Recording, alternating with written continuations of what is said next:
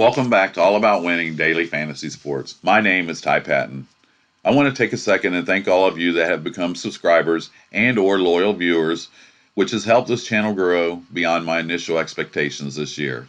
And to all of you, I wish you a very Merry Christmas and Happy Holidays from my family to yours. As we move towards the lineup building video later on today, in this video I will break down the wide receiver position for the Week 16 main slate and identify the top wide receivers I am targeting for my player pool. I've developed this chart for any of you who may be new to my channel. First off, it doesn't stop here at 30. I actually have some more receivers down here for you, and I'll scroll up and pause it, so if you want to screenshot it or use it however you like. But for anyone who may be new, I just want to mention some things real quick. Obviously, to the far left is all the wide receivers in the main slate that are either one wide receiver 1 or wide receiver 2 or the top wide receiver on their team. I didn't list them all that are available on Draftkings, and this is from the main slate. The ones that are color-coded are the ones that I'm going to be personally targeting. Yellow means I'm kind of on the fence. I'm waiting some injury information like Amari Cooper. I have a lot of interest in Cooper tomorrow in that game. However, the Dak Prescott injury does concern me. So, kind of on the fence with that right now. And I'll address that more in my lineup building video. But in the categories that I use when I'm looking at my wide receiver, obviously green is the best, yellow is middle of the road, and red is the worst in comparison for that particular category. Now, if we got Michael Thomas here and we go over to ADOT and it's in red 7.8, that doesn't mean Michael Thomas is a bad receiver. In this particular category, he just has a lower average depth of target in comparison to the rest of the wide receivers. So that's how I do this chart that I have for you guys. And with that being said, we'll get started. These are going to be the wide receivers that I'm going to be targeting in Week 16, utilizing these numbers and a few other reasons why, which I'll share with you.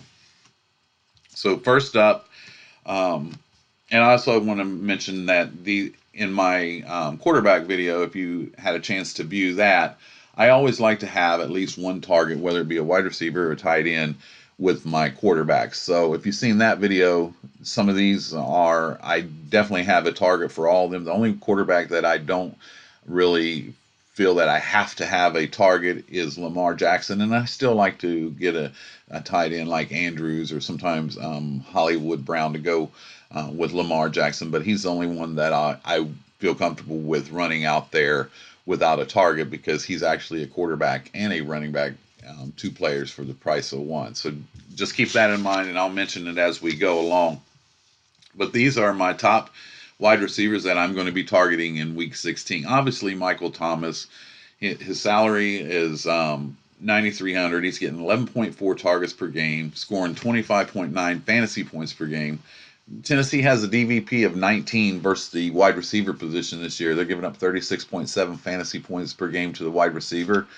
He's had 19 red zone targets, and as I was mentioning, his average depth of target is 7.8. That just means his routes are shorter. He doesn't get many deep balls thrown to him, but he does a lot with the ones that he does get, and he gets targeted a ton. This game is the second highest total on the main slate at 50.5 points.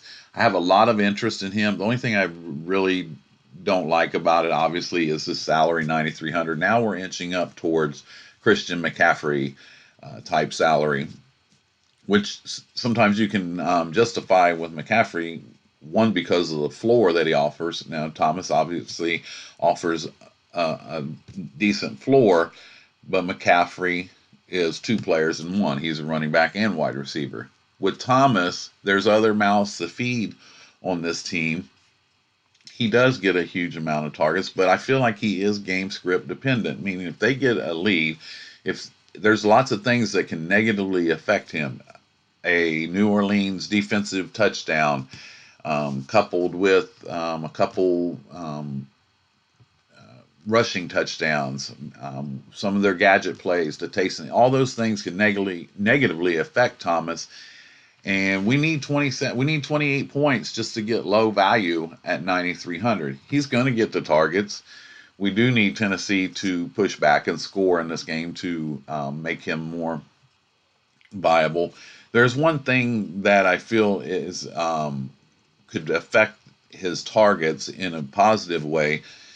Breeze just set the touchdown record the other day, all-time passing touchdown record. He broke Peyton Manning and Brett Favre in the same night. Now that's a record that's going to go back and forth between him and Tom Brady, because Brady's only a few touchdown passes behind. But Thomas is 11 receptions from breaking Marvin Harrison's all-time single-season record. And these players know these things. New Orleans is still technically in kind of on the outside looking in on the home field advantage through the playoffs, but there's still a chance, and they're still playing for something. They're in the playoffs, but they're still playing for something, and Tennessee's definitely playing for something, which sets up a really good game script that Tennessee's going to be obviously doing all they can to win this game, which puts pressure on New Orleans. New Orleans is a different team on the road, but I think based on targets alone, Tennessee is not going to be able to take away Michael Thomas. I believe this guy's matchup proof. He's going to get a huge amount of targets. I know they would love to get him the record now and look at next week as rest period, or if it's not going to matter, start preparing for the playoffs. And those are things that you have to factor in the last couple of weeks of NFL season. Who's playing for something and who's not. If I can get up to Michael Thomas, I absolutely will. But there's other players that I like and other builds that I like that I haven't set this as a priority. I do have Drew Brees. If you see my quarterback video, I do have Drew Brees on that in my player pool for quarterbacks. And Michael Thomas is obviously a logical choice to pair up with him.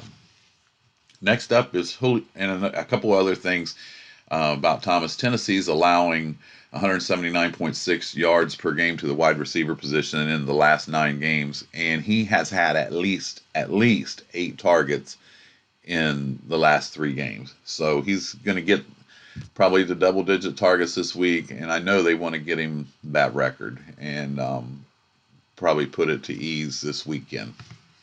So Julio Jones from Atlanta, he's 8,000. He's getting 9.8 targets per game, scoring 19.1 fantasy points per game. Now, Jacksonville has a DVP of 11 versus the wide receiver position and only giving up 32.4 fantasy points per game for the entire season. Now, Jones has had 13 red zone targets. He has an average depth of target of 12.2 yards. 46.5 is not too bad of a over-under for this game. Jones has a really good matchup this weekend. He's going against 84th ranked cornerback in Trey Herndon. So it's there. They're at home. And Calvin Ridley's out. Obviously, Mohamed Sanu's in New England. They do have the tight end Hooper to get some targets. Atlanta doesn't run the ball that much. And I really like this. I like Matt Ryan this week at home. This is a little scary game, though, because this is one of the games where neither one of these teams are actually playing for anything. So, and at 8,000, we got to get 24 points for low value to cover that. And it's not a situation where if I got to Jones, I could just spend up and get. I'm close enough to get to Thomas. It's probably not going to be that type of build, but he will be in the builds that I use Matt Ryan at quarterback and build my lineups in different ways. Next up is Tyler Lockett for Seattle. He's 7,600, getting 6.9 targets per game. 16.3 fantasy points per game is his average. Arizona is number 26 versus the wide receiver position, giving up 40.6 fantasy points per game to the wide receiver position for that's their average for the season.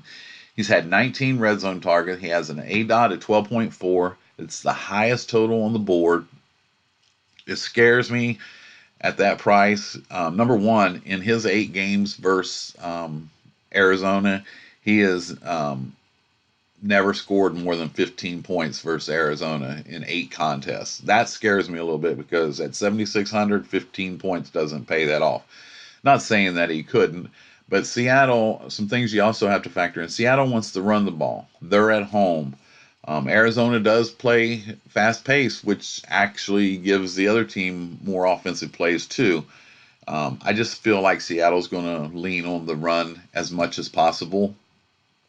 But when they do have to pass, which if Arizona can fight back, they're a 10-point underdog and with a high game total. If they can fight back somewhat and keep the game close, then it would make sense to have Lockett. I won't be using Lockett as a one-off, meaning I'll only be using him when I have Russell Wilson as my quarterback. And you also have DK Metcalf there. So there's good matchups for their wide receivers. Lockett will probably draw Patrick Peterson, but Peterson really hasn't been the same this year. So this is a situation. If I got to the 7,600, I would probably be trying to figure out how I could get the $400 to go on up to Julio Jones. I like Jones more than I like Lockett. And with the history versus this team, it just concerns me that we're not going to get there with the 7,600. Next is Devontae Parker from Miami. He's averaging 31 fantasy points per game in his last two home games, and he scored 24 versus Buffalo, which that's saying a lot. And then he scored 38 versus Philadelphia in that game where they beat Philly in Miami. Now, he's averaging 7.3 targets per game, 14.9 fantasy points per game. Cincinnati is number 5 DVP versus the wide receiver position, and they give up 30.6 fantasy points per game to the wide receiver. He's had 10 red zone targets. He's got an average depth of target of 13.7, which is really good, and the game total is 46.5 points. They are a half-point favorite at home versus Cincinnati in a game that has absolutely no meaning. Do not let this number 5 DVP of Cincinnati versus the wide receiver position scare you off. That is, I mean, you have to factor it in. That is primarily because teams have been just running the ball rush shot over Cincinnati. Cincinnati's rush defense has not been very good at all. But with Miami, obviously they sent Kenyon Drake to Arizona. Their other running backs are hurt, and now they're down to Patrick Laird and Myles Gaskin. And I don't think they're going to, I think Fitzpatrick's going to come out and sling this ball around. He's been throwing the ball a lot. They're not playing for anything. He does like to go to Parker. And I think this game actually has a lot. I have a lot of interest in this game for fantasy purposes, stacking it up so that I can spend up and get to other players. So definitely I'm definitely going to have Devontae Parker in my player pool. And I don't even, I feel comfortable using him as a one-off, but I actually want to stack that game as much as possible. Next is Amari Cooper, and I touched on this a little bit earlier. He's in yellow. I'm kind of on the fence with Amari. He's actually one of my favorite wide receivers going into the week until this issue with Dak came up with the AC injury. Dallas may have to rely on shorter passes and getting Ezekiel Elliott involved in the game more. So when I do my lineup building video, I'm going to be checking on that a little bit more. This is a championship. This is an NFC East championship game. The loser of this game is probably going home because Dallas plays Washington next week, and Philly will play the Giants. And this game, Dallas is going in as a 2.5-point favorite in Philadelphia. They're really beat up. Cooper has averaged 25.1 fantasy points per game versus Philadelphia. He's going against the number 94 cornerback in the NFL and Jalen Mills. And just a phenomenal matchup. If Dak was all the way healthy, no issues, I would be locking in Amari Cooper this week. I'm just concerned with that injury and what it's going to mean. Now, that could also drive his ownership down, and which would make me take a chance and have Cooper in there because Cooper can break a slate. He's had some really big games Not a lot, but he's had some where he's just broke the slate, and basically, if you didn't have him, you were hopefully you would have been able to cash. But he is that type of player, and Philadelphia has given up a ton. I mean, they just gave up 38 points a few weeks ago in Miami to Devontae Parker and Ryan Fitzpatrick. And I have a lot of interest. As I said, when we get to the lineup building video, we'll address this more, but I definitely want him in the player pool. T.Y. Hilton. Carolina is allowing 202 yards per game, number 31 ranking in the last 9 games to the wide receiver position. Hilton coming back off the injury. It's not expected to be limited, 6,400. He's getting 7.8 targets per game, 13.7 fantasy points per game. Carolina's number 28 versus the wide receiver position, and they're giving up 41.4 fantasy points per game to the wide receiver. Now, he's had 8 red zone targets. His average depth of target is 9.9 yards, and the game total sits at 46 points. I have a lot of interest in TY at home. Again, these 2 more teams that aren't playing for anything, but I think this will be an interesting game. I mean, you got McCaffrey on the other side. Thing that does worry me is Carolina has decided to start rookie Will Grier in his first NFL start. That could negatively affect Hilton. I mean, if you get some turnovers that turn into short touchdowns or turnovers for touchdowns, then you don't have to go to the passing game, and we need 20 points. We need 20 points out of TY. He could do it, but we need this game to be competitive. They are a 7-point. Indianapolis is a 7-point favorite at home. So I'll have some shares of him. I didn't have Brissett in my quarterback pool. If I got to Hilton, I would probably be trying to figure out a way to get up to Cooper if I go that route, or even Devontae Parker. But I do have some interest in T.Y. Hilton, and there's just some other factors in this game.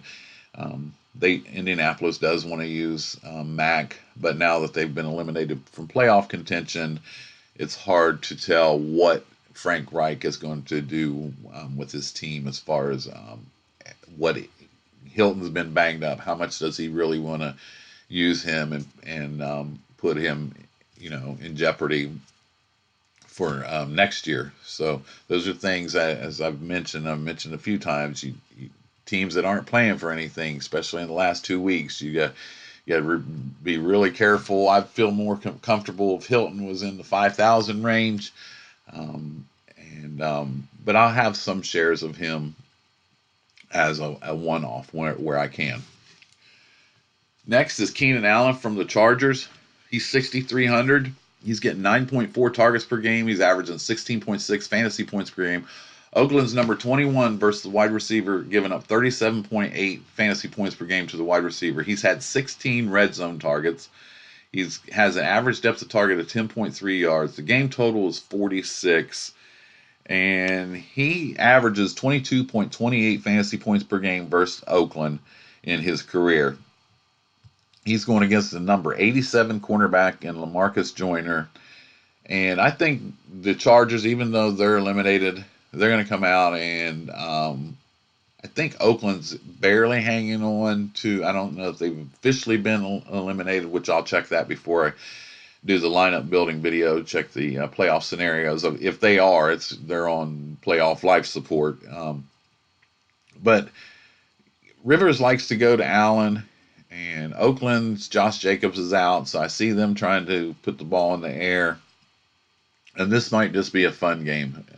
Again, I've repeated this for a few of the other games. This really does. I mean, the Chargers are definitely not playing for anything. But the 6,300, he can get there. He's averaging 16.6 fantasy points per game. He gets a lot of targets. So if he gets close to his average and gets into the end zone, he'll pay off that 6,300 for value. Next up is McLaren for Washington. I have a lot of interest in McLaren this week. Now, these are 2 teams that are definitely not playing for anything, Washington and the Giants. You have 2 rookie quarterbacks, in Dwayne Haskins and Daniel Jones will be back for the Giants this week. McLaren has a matchup versus the number 95 cornerback in DeAndre Baker. And the only thing is Haskins makes it difficult to pull the trigger on McLaren at 6,200. Now he's getting 6.5 targets per game. He's averaging 14.3 fantasy points per game. The Giants are dismal 27th ranked DVP versus the wide receiver position, giving up 41.4 fantasy points per game to the wide receiver. He's had 12 red zone targets. He has an ADOT that's really good of 14.2 yards. Really low game total. And when I start my research for all my positions, I start out by looking at obviously the lines and totals. And I'm in the game totals, I'm looking for the games that have the higher totals, because these are going to have the players that are needed to do the scoring. For it to be a high scoring game, those are the games that will have the players that need to do the scoring. That doesn't mean that I don't consider any of the other games, but that's just where I start out. And I used to mention this all the time in my earlier videos, that's the approach that I take. I really don't like this game total, and I do believe in Vegas when they set the lines and totals. They're not in the business of giving out money. This with two rookie quarterbacks, you don't really know what you're going to get. Haskins did have a good game last week, but it's really difficult to know where what you're going to get out of him. McLaren, we need 18 points for 3 times value, and it'll be close. It can happen, but there's a lot of things you have to factor into that, and it would probably be a contrarian stack to use the Giants and Washington game in a game that people aren't really paying close attention to. And we'll look at the ownership numbers when we do lineup building for McLaren and see where they're at. And he could be that could be a sneaky stack and bring it back with some pieces of maybe like Barkley and some there, which will allow you to spend up in other areas, just like I was mentioning in the Miami and Cincinnati game. Next up is Courtland Sutton. Detroit is the number 32 defense versus the wide receiver in the last 9 games, giving up 203.3 receiving yards to the wide receiver position. My only concern with Sutton is if he's going to be locked up with Slay, and Slay hasn't been locked down. And they do have a rookie quarterback in Drew Lock, but Lock is locked in on Sutton. He's been giving him a ton of targets. He likes to go to him. A really good matchup. They're at home. Sutton's probably going to go under the radar. He's averaged 7.7 targets per game. He's scoring 15.5 fantasy points per game. As I mentioned, now for the season, Detroit is number 31 versus the wide receiver, so they're one notch better than the worst, and they're giving up 41.9 fantasy points per game to the wide receiver. But their last 9 games, they're actually the worst defense versus the wide receiver. He's had 16 red zone targets, an average depth of target of 12, very, very low game total, 38.5 points. And I believe that's due to this is also a game that's going to have 2 rookie quarterbacks in Drew Lock and David Blow from Detroit. So keep that in mind. I mean, and 2 teams that are not playing for anything. 2 teams not playing for anything. 2 teams with rookie quarterbacks, and just all kinds of bad things could happen.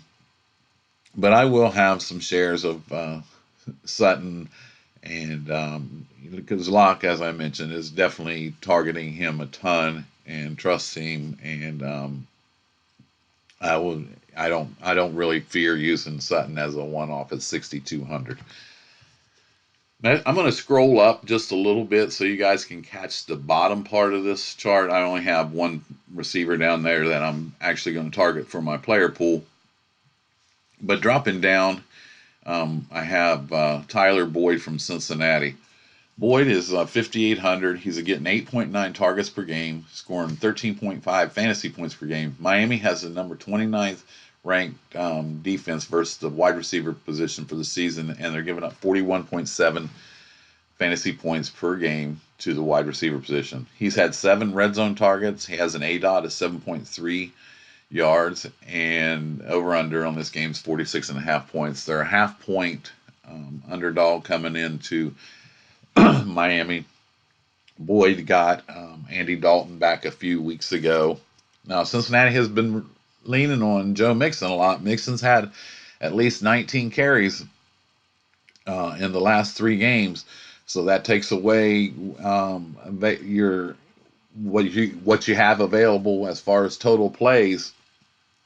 They're going to give Mixon 20 carries. I think this game has the potential to shoot out, be back and forth, up and down, and 2 teams not playing for anything. Could probably be pretty entertaining.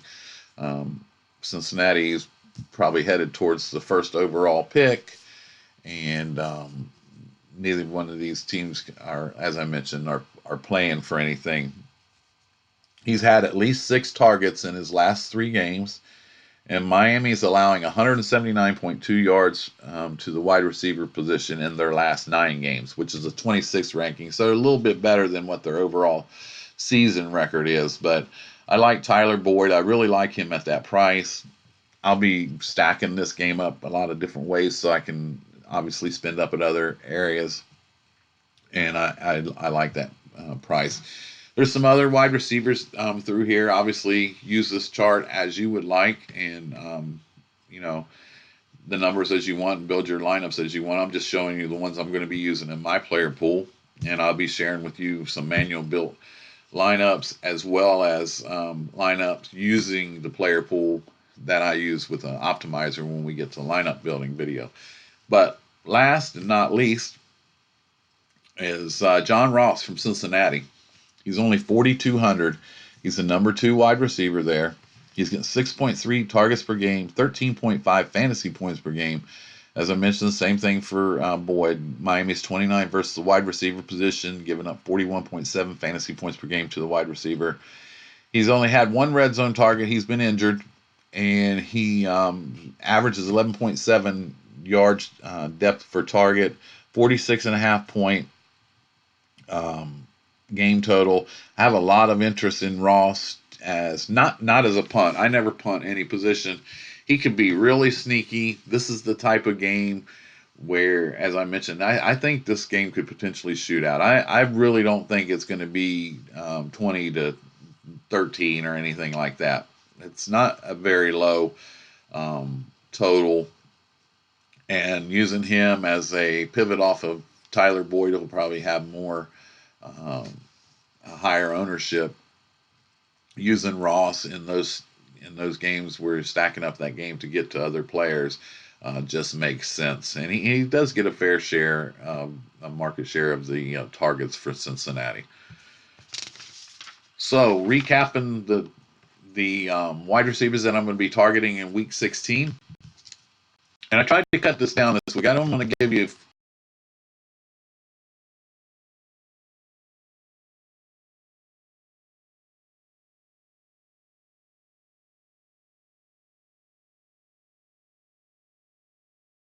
obviously Michael Thomas, Julio Jones, Tyler Lockett, Devontae Parker, Amari Cooper, and T.Y. Hilton. I'm on the fence with these, and I'll address this when we get to the lineup building video.